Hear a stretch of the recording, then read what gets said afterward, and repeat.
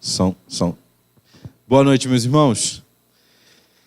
Mais uma vez temos o privilégio de olhar para a palavra de Deus e pensar naquilo que é, de fato, infinitamente mais, porque a palavra de Deus vem do próprio Deus e nós só podemos compreendê-la por causa da graça e da misericórdia nas nossas vidas.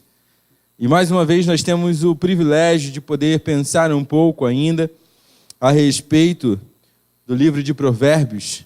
Eu queria que os irmãos abrissem em Provérbios capítulo 3, versículos de 1 a 4.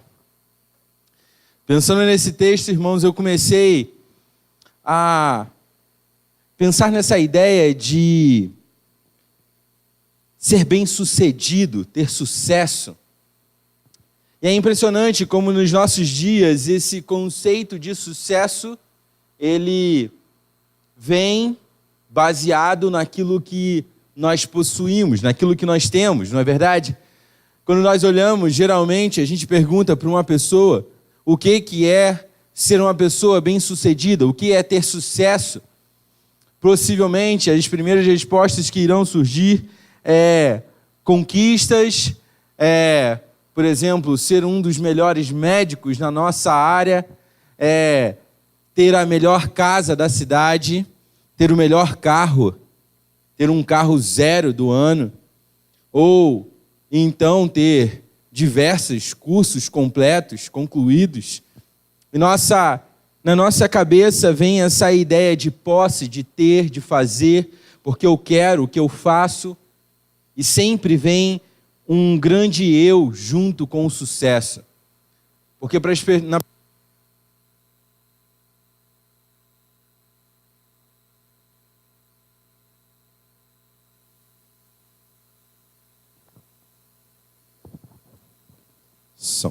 Porque na perspectiva das pessoas, alguém de sucesso é alguém que venceu na vida, é alguém que conquistou tudo aquilo que ela desejou, conquistou com seus próprios braços. E é interessante como essa ideia de sucesso, se nós olharmos agora então numa perspectiva bíblica, a percepção de sucesso que as pessoas têm, ela liga muito com uma ideia de uma brincadeira muito comum. Talvez todos aqui já tenham brincado, ou talvez não, mas certamente alguns dos irmãos já brincaram de banco imobiliário. E é interessante que ali no jogo, a função do jogo, você compra coisas, adquire dinheiro e as pessoas têm que pagar aluguel, têm que usar determinada coisa que é sua, então elas precisam pagar. E a ideia é você ficar o mais rico possível para ganhar o jogo, para você conquistar o tabuleiro inteiro.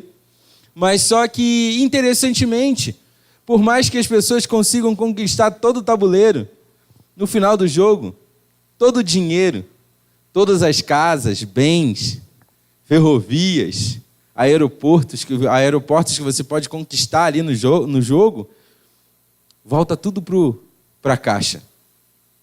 E a perspectiva de sucesso na visão do mundo, ela é muito parecida com isso. Porque conquistam, porque têm, adquirem, compram, vendem, conseguem sucesso, mas no final do jogo, nada disso vai fazer diferença nenhuma diante de Deus. E pensando nessa perspectiva, então, de sucesso, é triste também pensar que algumas vezes nós, como crentes, tendo essa nova mentalidade em Cristo Jesus, recebendo da parte de Deus a sabedoria para vivermos uma vida de maneira hábil, de maneira condizente com aquilo que fomos chamados, muitas vezes nós pensamos em sucesso da mesma maneira que as pessoas lá fora. Muitas vezes procuramos e buscamos conquistas para sermos melhores diante de pessoas. Bajulamos, mentimos em determinados momentos, aceitamos determinadas situações, tudo para ter o sucesso. Mas é interessante que Ao contrário disso, nós podemos olhar para o texto de Provérbios e vamos ver a verdadeira chave para o sucesso. A chave para o sucesso verdadeiro, Salomão vai dar para o seu filho agora, por meio desses 4 versículos, com o intuito de que ele percebesse o que de fato é ser uma pessoa bem-sucedida, o que de fato é ser alguém com sucesso na vida. E é interessante que Salomão não alista aqui nenhuma dessas outras coisas que nós falamos anteriormente. Ele não fala de bens, ele não fala de riquezas, ele não fala de conceito diante da sociedade, mas ele fala algumas coisas bem específicas. E depois de nós termos falado, então, sobre a verdadeira sabedoria, essa sabedoria que nós vimos no capítulo 1, e que pensamos a respeito dela, vemos agora que Salomão vai ensinar a chave para o sucesso verdadeiro. Enquanto muitos têm buscado o sucesso por meio de bajulação, manipulação, mentiras, Salomão vai dizer que somente por meio da sabedoria poderemos realmente ser bem-sucedidos. Eu peço então que os irmãos abram comigo, leiam, acompanhem a leitura comigo. Capítulo 3 do livro de Provérbios, versículos 1 a 4. A palavra de Deus diz assim: Meu filho, não se esqueça da minha lei, mas guarde no coração os meus mandamentos, pois eles prolongarão a sua vida por muitos anos e lhe darão prosperidade e paz. Que o amor e a fidelidade jamais o abandonem. Prenda-os ao redor do seu pescoço, escreva-os na tábua do seu coração. Então você terá o favor de Deus e dos homens e a boa reputação. Amém? Vamos orar? Senhor Deus, nosso Pai, esta é a Tua palavra e nós nos achegamos até ela para ouvir da Tua parte aquilo que precisamos compreender a respeito de uma vida de verdadeiro sucesso. Para que as nossas mentes e o nosso coração relembre verdades bíblicas que já ouvimos muitas vezes, mas que temos tido a tendência de esquecer, Pai. Achando que o sucesso é aquilo que nós podemos conquistar com as nossas mãos. Achando que sucesso é aquilo que eu tenho de valor material e que pode, então, assim, gerar um conceito de sucesso para as outras pessoas. Mas a Tua palavra fala justamente o contrário, Deus. Queremos ouvir dela a respeito desse assunto, para que possamos sair daqui desafiados por ela, para praticarmos na nossa vida um real conceito de sucesso. Um sucesso que está ligado diretamente à sabedoria que o Senhor nos concedeu por meio de Cristo Jesus. Senhor, nos abençoa por esse tempo. Essa é a nossa oração. E nós fazemos ela em nome de Jesus. Amém.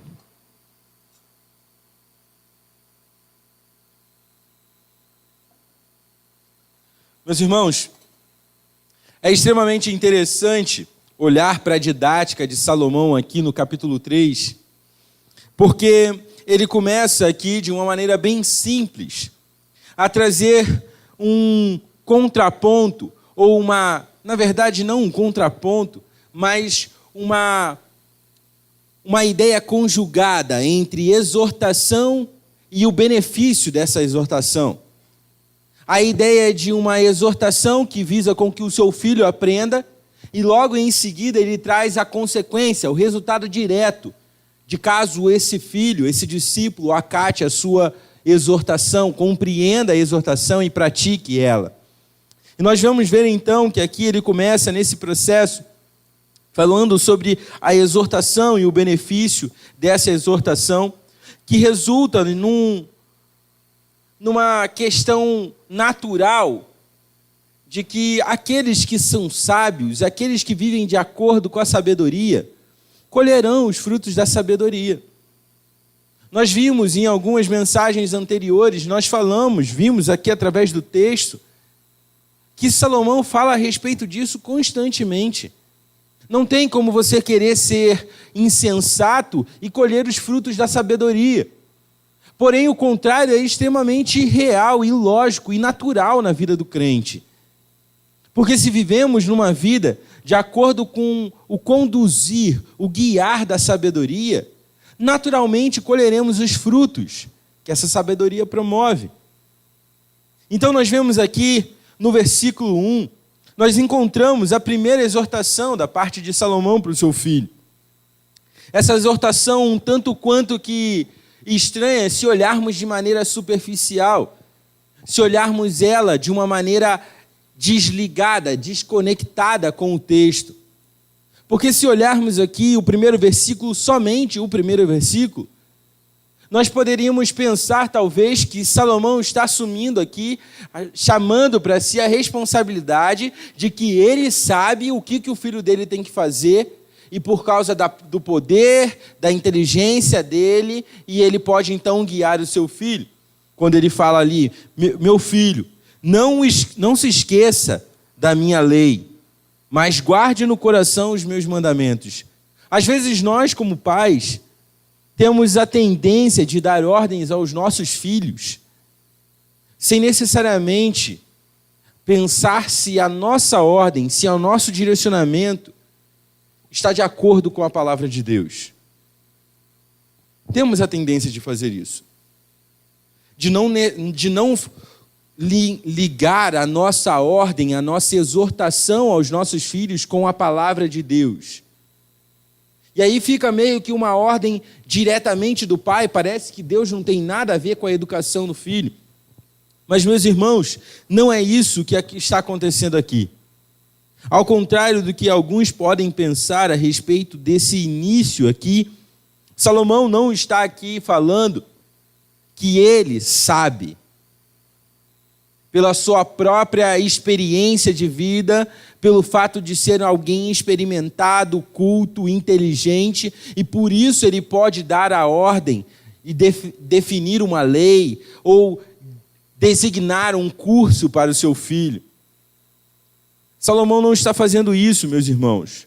Pelo contrário, ele está chamando aqui a responsabilidade de alguém que está vivendo de acordo com a palavra de Deus, de alguém que está sendo instruído pelo próprio Deus para transmitir realidades bíblicas, verdades eternas. Salomão está tratando aqui, quando ele utiliza essas palavras, ele está lidando com algo muito específico e diretamente ligado à palavra de Deus. Porque na primeira frase, nessa primeira oração do versículo 1, Salomão vai dizer, quando ele diz aqui, não se esqueça da minha lei, ou em outras traduções, dos meus ensinos.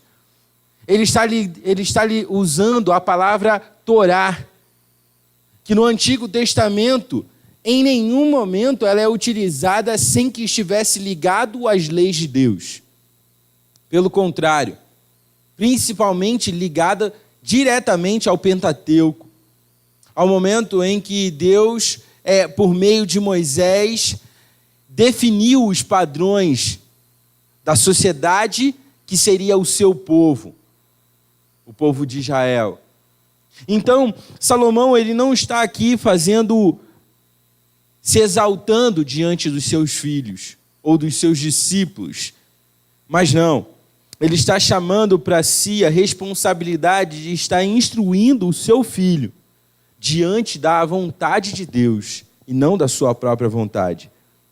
Então, quando o rei Salomão faz essa exortação aqui, ele se referia a princípios que o próprio Deus havia entregado a ele por intermédio da inspiração divina.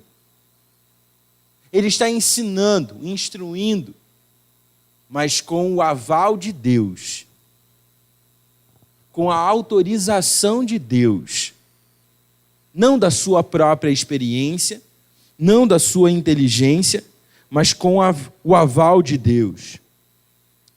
Sendo assim, meus irmãos, a exortação de Salomão era para que o seu filho compreendesse e praticasse aquilo que ele estava falando, pois tudo isso representava a vontade de Deus. Mas como falamos no início, vemos que o texto ele liga também a essa exortação direta. Olha, filho, você tem que ouvir os meus mandamentos, acatar as minhas leis, as minhas instruções, mas ele dá um resultado. Olha, se você fizer isso, se você tomar essa atitude obediente, se você der ouvido à instrução de Deus por meio de mim, o resultado é lógico. O versículo 2 traz esse resultado, e ele fala assim: pois eles, ou seja, o cumprimento desses mandamentos, o ouvir da palavra de Deus, o obedecer a esse Deus, prolongará a sua vida por muitos anos e lhe darão prosperidade e paz. Parece até que Salomão está aqui recitando aquele primeiro mandamento social, onde lá em Êxodo 20, versículo 12, Moisés, depois de ter instruído as primeiras leis, diante daquilo que representava o relacionamento de cada indivíduo de Israel com Deus, agora ele vai passar para o lado social, onde ele vai tratar com o interpessoal. O social, eu e o meu pai, eu e os cidadãos de Israel, eu e as nações, como eu devo me portar então diante dos homens? E lá ele fala, olha, honre o teu pai e tua mãe, para quê? Para que se prolongue os teus dias na terra. É interessante pensar também nesse texto, porque ali diretamente Moisés estava fazendo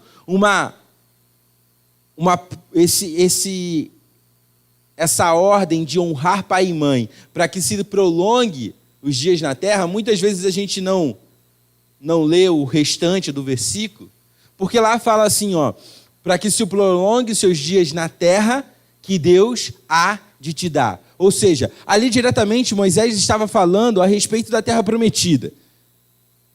Para que Israel prolongasse a sua vida na terra prometida, havia necessidade de honrar pai e mãe. Por meio desse honrar pai e mãe, eles estariam honrando a Deus também.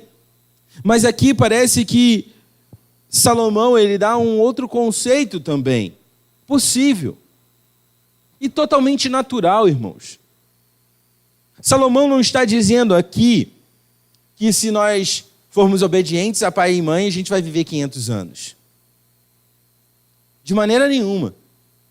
Porque se obediência a pai e mãe gerasse esse prolongamento de vida terreno aqui somente, seria uma coisa que, poxa, a gente vê algumas pessoas aí chegando aos 100 anos, mas a gente vê ao mesmo tempo outras pessoas morrendo com 30 anos. O pastor estava conversando com o pastor falando assim, foi comprovado cientificamente que os 30 é a idade que mais mata. Eu estou chegando aí nos 30, falta só 20 anos. Mas está perto. Mas, meus irmãos, quantas pessoas obedientes a pai e mãe que honraram a Deus, fiéis, tementes a Deus. Não era uma pessoa que era só obediente, não, que não conhecia Deus. Não, mas alguém que conhecia Deus, temente a Deus, e por ser piedoso, temente ao Senhor, honrava pai e mãe, que já morreram cedo.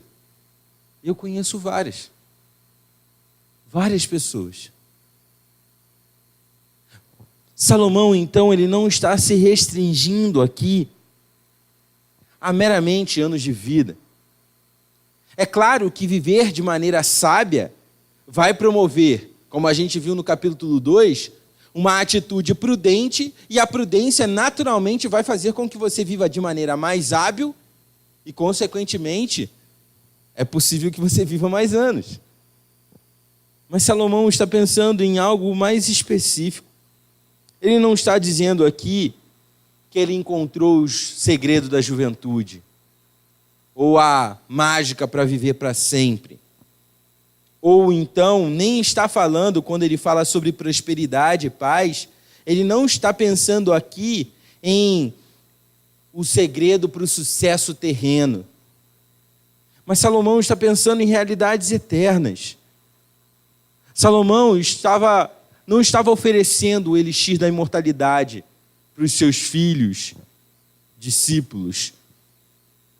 Pois se você for obediente a Deus, honrando os seus pais, você não vai conseguir viver 1000 anos, 500 anos, ou até mesmo 130 anos. Eu acho que não tem ninguém hoje com 130 anos. Eu acho que o recorde mundial é 120 e pouco, né? Eu não lembro. Mas não está se tratando disso. O que ele queria dizer era que o temor do Senhor nos torna prudentes. Nos faz da gente pessoas que depositam a sua confiança em Deus. E por isso, são prósperas e experimentam a paz que excede todo o entendimento. Essas 3 características que Salomão coloca aqui no versículo 2, tanto o prolongar de vida, quanto prosperidade e paz, se dá numa perspectiva de alguém que enxerga o sucesso de maneira espiritual. Alguém que já compreendeu que para ser bem-sucedido na sua vida, não está ligado a ter ou fazer, ou ao ser melhor, ou ao ser reconhecido por todos, mas está ligado a temer a Deus. Está ligado a viver uma vida de acordo com essa atitude, pensando em Deus. Naturalmente, teremos uma vida longa e próspera se obedecermos a Deus. É certo, irmãos. Mas uma vida longa e próspera não significa aqui, na palavra de Deus, em nenhum momento, viver 500 anos e morrer bilionário. Não significa. Quando nós olhamos numa perspectiva eterna, nós vamos ver outros exemplos. O próprio Salomão é um exemplo disso. Quando nós vemos ali a situação em 1 Reis, capítulo 3, eu não lembro os versículos direito, quando acontece ali o sonho e a conversa de Salomão com Deus, mas ali o texto ele apresenta, olha, Deus deu direito a Salomão, deu a oportunidade para ele escolher alguma coisa para que Deus lhe concedesse. E diante daquela situação toda, olhando para tudo o que ele seria, ele agora, o rei, sucessor de Davi, ele com extremo temor a Deus, ele pede a Deus, Senhor, eu quero sabedoria. Quero sabedoria para poder guiar o teu povo, para não fazer eles se desviarem da tua palavra. E quando Salomão toma essa atitude, a ação de Deus é justamente, olha, Salomão, porque você escolheu sabedoria, eu vou te dar uma vida longa e uma vida próspera. E quando nós olhamos para a história de Israel, e nós vemos ali o período em que Salomão foi rei, não houve, na história de Israel, momento em que Israel gozou de tamanha paz, de tamanha riqueza e de tamanho reconhecimento diante dos homens. Percebem? Salomão não viveu 500 anos, mas ele teve uma vida longa, por causa que diante da sua vida, dessa possibilidade que Deus deu a ele para ele escolher, ele escolheu o bom. Ele escolheu ser sábio aos olhos de Deus. Da mesma forma, irmãos, nós vemos também outros exemplos que não seguem o exemplo de Salomão. Nós vemos que Salomão viveu muito tempo, nós percebemos também que ele teve grande riqueza, nós percebemos também e encontramos no texto bíblico que Israel gozou de grande paz no momento em que ele foi rei. Mas ao mesmo tempo nós olhamos para a Bíblia e enxergamos situações onde os obedientes, os justos, os tementes a Deus não receberam a mesma coisa. Quando nós olhamos para Salmo 73, versículo 3 e 12, nós vemos que alguma coisa está acontecendo de errado, na perspectiva humana. Porque a gente encontra ímpios prosperando. E o salmista, então, em algumas situações, não somente no Salmo 73, ele se encontra num dilema. Deus, os ímpios prosperam. Os meus inimigos estão enriquecendo. Aqueles que atentam contra a cidade do Senhor se levantam e vêm guerrear como se fossem monstros. O que está acontecendo? Não necessariamente, então, se trata de algo terreno. Não se trata de apenas vida longa, paz e prosperidade na perspectiva terrena. Deus abençoa sim os justos. Deus abençoa sim aqueles que vivem de acordo com a sabedoria. Deus concede sim riquezas terrenas, concede. Mas isso não é uma dívida de Deus com aqueles que assim vivem. Porque para ser obediente aos mandamentos de Deus, ou melhor dizendo, aqui dentro do texto que nós vimos, no versículo 1, quando Salomão pede para que o seu filho, o seu discípulo, ouça as suas leis e guarde no seu coração os seus mandamentos, Salomão tinha em mente algo muito maior do que algo terreno. Porque aqueles que assim viverem, vivem para honrar a Deus, não para receber bênçãos terrenas dele. Não se trata de uma barganha, de uma troca com Deus. Quando nós olhamos para a vida de Jó, nós vemos um exemplo claro disso. Jó era um homem justo. E quem declarou que Jó era justo no livro de Jó? O próprio Deus. Pensa nessa situação, irmãos. Deus olhando para a pessoa de Jó, um pecador miserável que nem eu e você. E ele ainda se gaba diante do diabo, né? Você viu meu servo Jó? Homem fiel, justo, temente a mim, que se desvia do caminho mau. Justo. Satanás foi lá, conversa, Deus, ele faz isso porque o Senhor dá tudo para ele. É o cara mais rico de todo o Antigo Testamento. É o cara que tem uma família grande, bens, tudo ele tem. É fácil ser temente ao Senhor assim. Aí Deus permite que Satanás toque nas posses de Jó. E a resposta de Jó é ainda confiando no Senhor. Talvez Jó pensando, poxa, mas eu sou obediente, eu sou temente a Deus, eu sou piedoso, por que eu estou perdendo tudo? Jó não pensou nisso a princípio. Jó olhou e falou assim, Deus deu, Deus tomou, louvado seja o nome do Senhor, é Ele quem é o dono de tudo. Jó conseguiu reconhecer. Acontece a mesma coisa com a família de Jó. E ainda assim, mesmo com a sua mulher chamando ele para amaldiçoar a Deus e morrer, ele fala, não, você está louca.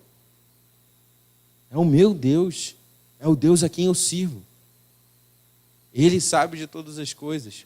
Por mais que Jó tenha tido alguns deslizes posteriores, de perder em algum momento ali a percepção de sucesso, de gratidão, de perder a percepção de que Deus estava no controle de tudo, ainda assim nós podemos ver que pessoas justas também perdem coisas. Nem sempre recebem riquezas e glória, porque tudo isso depende da vontade de Deus. Então não se trata de dizer que a Bíblia ou Salomão aqui se enganaram com relação a essa afirmação. Mas precisamos enxergar essa perspectiva de sucesso aqui, vida, prosperidade e paz, na percepção de alguém que teme ao Senhor. Porque sucesso diante do temor do Senhor ele não é abalado quando se perdem coisas. Porque o meu sucesso não está nos meus bens. O meu sucesso não depende do quanto eu tenho no meu banco. O sucesso que eu tenho não se baseia no carro que eu dirijo ou na casa que eu moro, mas se baseia no fato de que Deus é aquele que me concedeu o privilégio de ser sábio aos seus olhos, porque Ele me deu a sabedoria. É isso que é o sucesso. Salomão então chama eles, olha, filhos, aprendam, discípulos, ouçam. Sucesso para as pessoas é ter, fazer, conquistar. Para nós, sucesso se encontra em temer a Deus cada vez mais. Salomão continua então. E nós vemos então na continuação do texto, encontramos a segunda situação onde ele mostra que temos que ter uma perspectiva diferente de sucesso das outras pessoas. Porque enquanto algumas pessoas estão preocupadas em exibir o seu sucesso por meio das suas joias, bens materiais, glamour, festas, Salomão vai dizer aqui que aquele que é sábio, que é guiado pela sabedoria, ele exibe outras coisas. Ele exibe virtudes vindas do próprio Deus. Porque aqueles que dão ouvido às palavras de sabedoria deveriam se gloriar nessas virtudes concedidas pela sabedoria, meditando sobre elas e agindo à altura delas. Salomão usa então nos versículos 3 e 4, e ele fala assim para o seu filho: meu filho, que o amor e a fidelidade sempre estejam com vocês, que ele nunca se aparte da sua vida. Por quê? Porque eles são as joias que você tem. Porque o amor e a fidelidade são atributos, virtudes vindas diretamente do próprio Deus, dadas por Ele àqueles que temem ao Senhor. Então, vivam uma vida conforme essa realidade,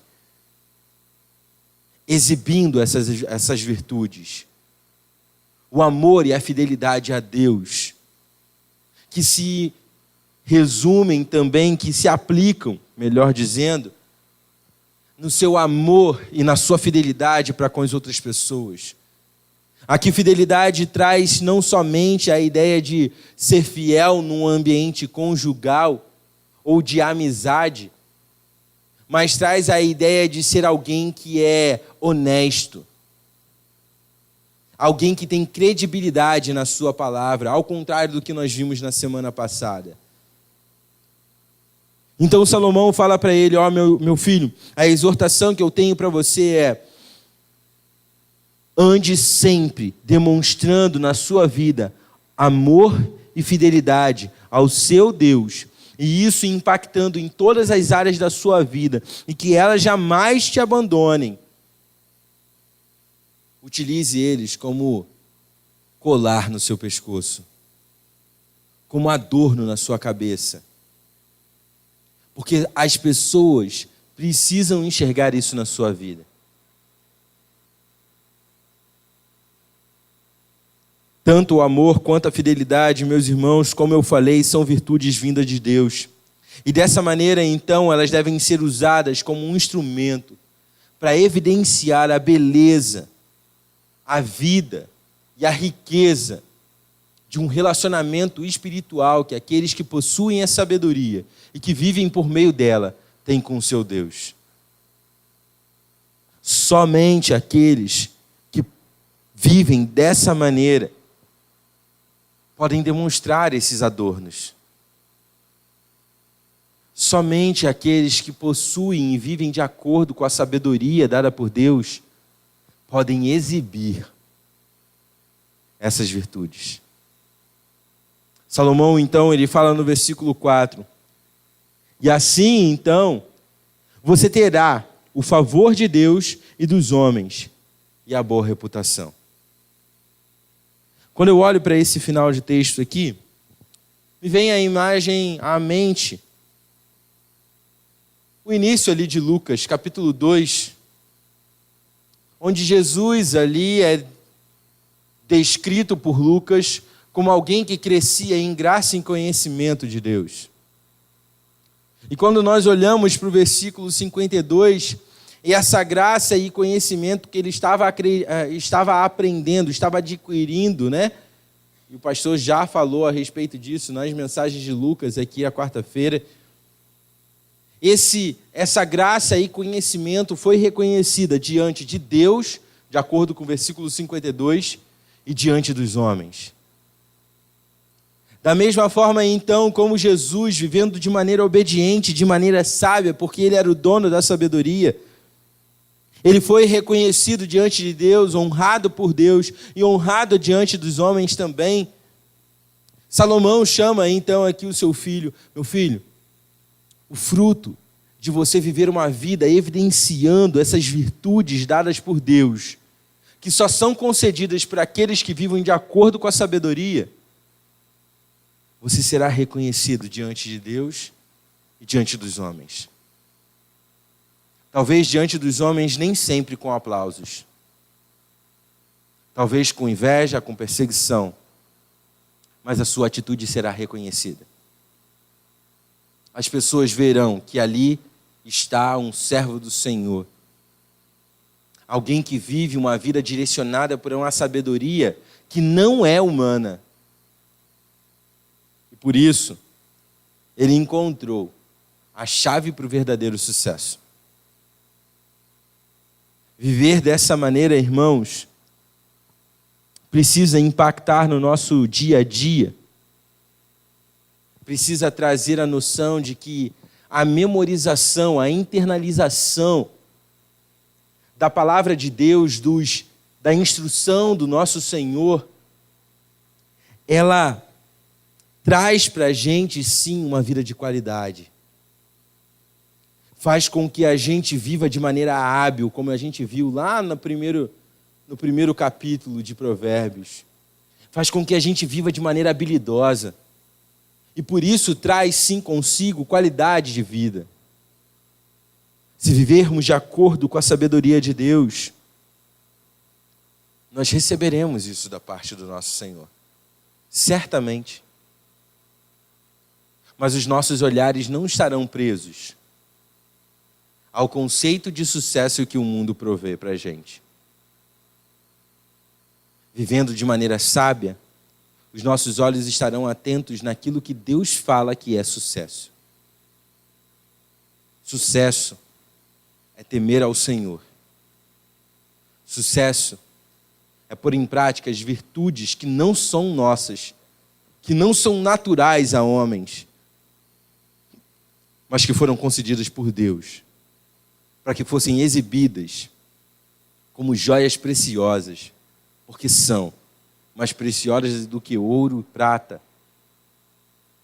do que qualquer coisa valiosa. Essa é a chave do verdadeiro sucesso.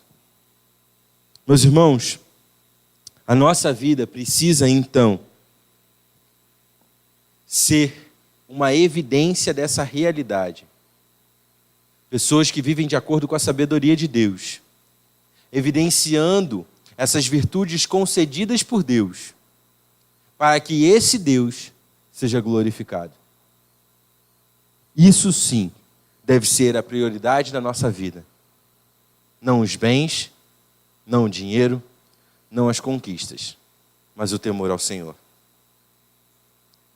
O meu pedido de oração nessa noite por cada um de nós é que possamos combater fortemente essa mentalidade de banco imobiliário, onde eu olho só o agora. Não percebo que o tabuleiro uma hora vai chegar no final e todo o dinheiro, toda a conquista que eu tive, independente do nosso Deus, de maneira rebelde a Ele, tudo isso uma hora vai voltar para a caixa. Precisamos combater essa mentalidade, porque ela é pecaminosa e extremamente superficial. Pois se nos rendermos à pressão de buscar uma vida bem-sucedida, iguais às outras pessoas, é justamente isso que nós encontraremos. Seremos iguais a elas. Mas nós vimos que a chave para o sucesso verdadeiro está em sermos diferentes. Vivendo um sucesso que se baseia em obedecer e a temer ao Senhor. Porque para desfrutarmos do favor e da honra do nosso Senhor, precisamos viver dentro dos padrões que Ele estabeleceu para nós, para a sua glória e para o nosso bem. Possamos então viver de acordo com essa sabedoria, nessa perspectiva de sucesso, para que as nossas vidas demonstrem isso para as outras pessoas. O que nós temos de valor não é aquilo que possuímos materialmente, mas aquilo que nos foi concedido gratuitamente e espiritualmente. Deus nos concedeu muitas coisas. Podemos sim exibi-las como troféus dados por Deus, para que as outras pessoas possam enxergar a diferença do que é o verdadeiro sucesso para nós. Amém? Vamos nos colocar de pé, irmãos? Vamos orar? Agradecer por esse tempo e teremos também, logo em seguida, o nosso tempo de orarmos uns com os outros. Senhor Deus, nosso Pai, muito obrigado por esse tempo aqui, onde pudemos ouvir a Tua palavra e repensar o conceito de sucesso. Deus, a minha oração é que o Senhor nos abra os olhos para que possamos enxergar as áreas da nossa vida que temos valorizado um sucesso que não corresponde com a Tua palavra. E que, reconhecendo essas áreas, Pai, o Senhor possa nos dar a capacidade de lutar contra isso. Para que possamos perceber que o verdadeiro sucesso na vida do cristão é temer ao Senhor e obedecer a Ele sempre. Por isso, Pai, nós te pedimos perdão pelos nossos pecados. Pedimos perdão, Pai, pelos momentos em que nos deleitamos nesse conceito de sucesso mundano. E te pedimos que o Senhor nos ajude a enxergar com cada vez mais clareza o sucesso que o Senhor estabelece por meio da Tua palavra. Que possamos valorizar o temor ao Senhor. Que possamos valorizar a obediência a Ti, Pai. E que possamos exibir todas as virtudes por Ti concedidas a nós, como verdadeiras joias, preciosas, para que as pessoas ao nosso redor possam enxergar que nós vivemos de maneira diferente, nós pensamos de maneira diferente e nós falamos de maneira diferente. Porque o Senhor nos conquistou para si e por isso nos deu a possibilidade de vivermos assim.